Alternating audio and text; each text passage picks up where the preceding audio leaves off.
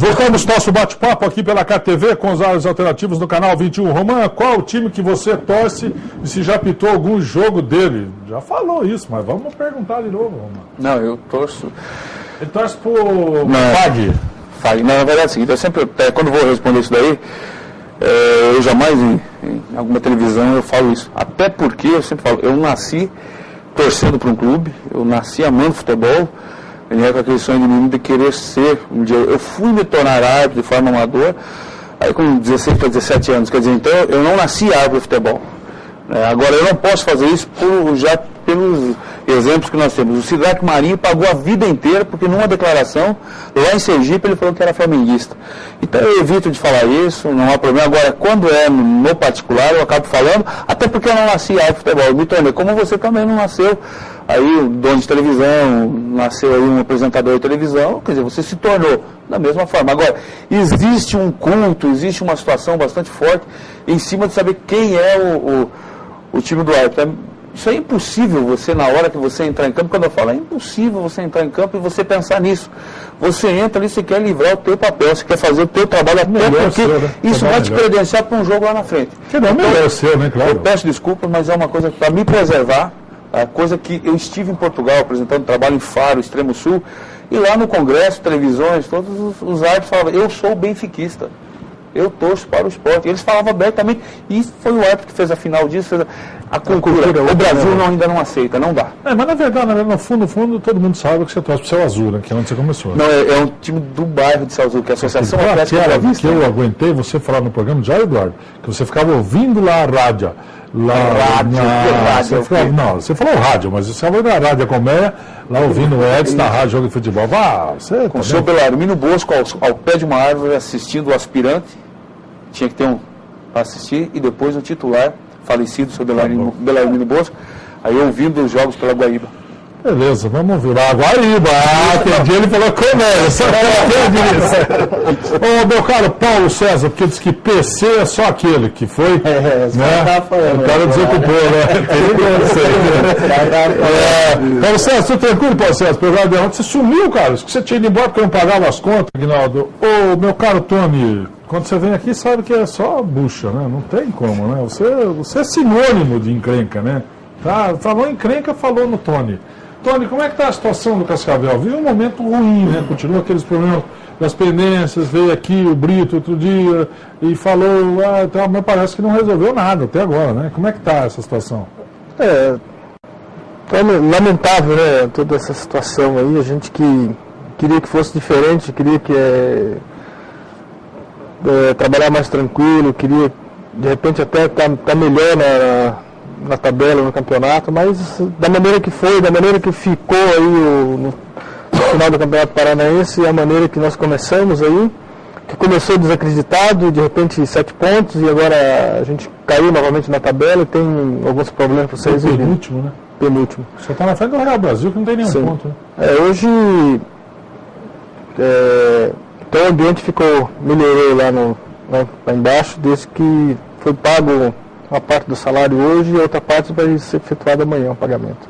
Então aí já começa uma semana boa já. A ápice pagou do mês. Do mês. Mas as contas atrasadas ninguém resolveu. Não, ainda não. O Moreira e o André estão em Curitiba lá, acertando com o Sérgio. Tentando resolver lá. Tentando resolver por lá para que ele possa seguir o caminho deles aí para frente. E os jogadores que estão aqui, que tem pendência, o Grafite, o Tita... Esses jogadores estão jogando, né? Estão aguardando aí o Sérgio resolver os problemas dele lá para que ele possa vir aqui e acertar.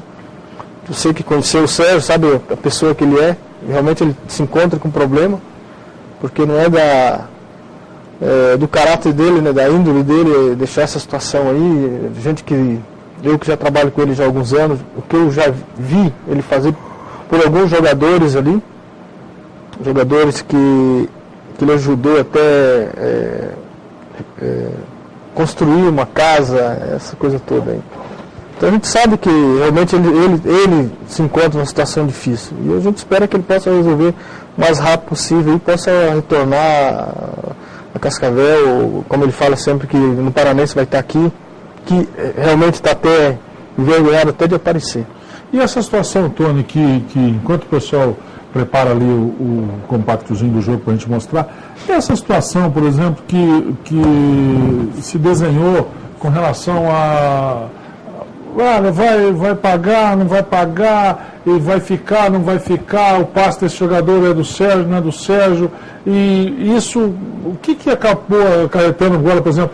Então, eles dizem em todo momento assim, não, mas o nosso foco, embora trouxessem o Paulo César, o nosso foco não é a Copa Paraná, nosso foco é o Paranaense.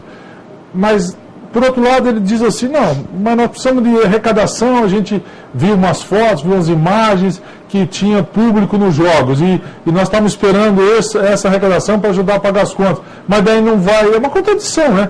Daí não vai público. Como é que fica isso? Essas contas, por exemplo, a APSE diz, por exemplo, que para fazer compra mercado, eu tenho que botar dinheiro na frente. Não tem uma forma do Sérgio liberar, pelo menos para resolver isso? Você não conversa isso, Tony? Converso, eu falo sempre com ele, mas é que ele não consegue desembrulhar não consegue. Tá muito enrolado a situação dele. E tem, assim, você vê uma condição talvez dele desistir, coisa assim ou não? Olha, ele não falou nada disso para mim. A única coisa que ele fala para mim é que, se, independente dele continuar no futebol ou não, ele vai vir aqui e vai limpar o nome dele. Pra você ver que não tem só bronca para você. O presidente está pedindo para agradecer ao Tony e ter emprestado micro-ônibus do time para o time feminino ir jogar futsal em Londrina sábado.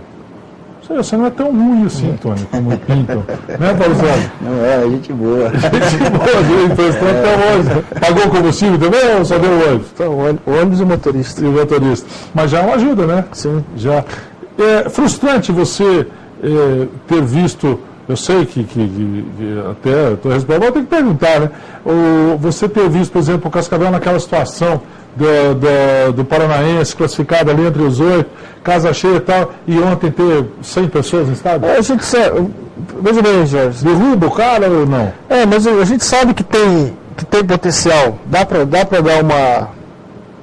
virar a situação aí. O problema é que, da maneira que foi feito, né? A gente foi feito tudo às pressas, corrido, chegou o ônibus, deu 2 viagens para São Paulo e trouxe alguns garotos aí, sendo que alguns dos garotos não tinham nem fizeram aqui o primeiro contrato profissional. A gente não estava esperando essa maravilha. Mas foram embora, a gente ficou sabendo aqui no programa que foram embora, né? Alguns foram embora por quê? O Alisson foi embora? O Alisson não. Disse que ia embora e acabou não indo. O Alisson não. O Alisson O Vinícius foi embora, né? O Vinícius o Vinícius é uma tabelinha aí que eu ainda não descobri o que é. Tem você, uma tabelinha aí. Ele que é experiente, viajado, já não come você, né? Foi jogar no Uruguai, né? Foi fazer um teste lá no Uruguai. Falou pra você que ia desistir do futebol? Ele falou dentro do vestiário, né? Os companheiros, Viu só como é que é, velho? Já foi jogar no Uruguai, rapaz. La pelota... Tony, uma situação do Cascavel, agora com a parceria que você viabilizou, você saiu, não quiseram você na parceria do início do ano, aí você voltou e foi responsável pelo esse contato com a APSE aí, que o Conselho aprovou. Muito renda e revelação de jogadores, mas quando o Cascavel vai ter alguém efetivamente, revelou fulano, vendeu e arrecadou alguma coisa, porque a gente vê, o Rafael vai para a Grécia, o Rafael está aí, o Grafite vai para o Vitória da Bahia, ninguém sabe se vai ou se fica. Quando efetivamente o Cascavel vai ter esse projeto, para o torcedor confiar na equipe? O Rafael realmente tinha um time lá da Grécia, que é um time novo, subiu esse ano para a primeira divisão, que é o Stera, como está esqueci o nome? O time subiu para a primeira divisão agora. A Stera Trípoli. E a equipe subiu agora e o Paulo Campos é o treinador. Mas eles não queriam pagar nada pelo jogador. Queriam levar o jogador de graça, pôr na vitrine, esperar o que ia acontecer. E o pessoal que é dono do jogador, dono do passe do jogador, que não é o Cascavel, acha que não estaria certo. Acha que teriam que ter algum lucro de imediato e no futuro ter mais um percentual, alguma coisa parecida. E essa coisa aí, de repente, não chegaram no acordo e ele não viajou. Vamos ver aí como é que foi o jogo.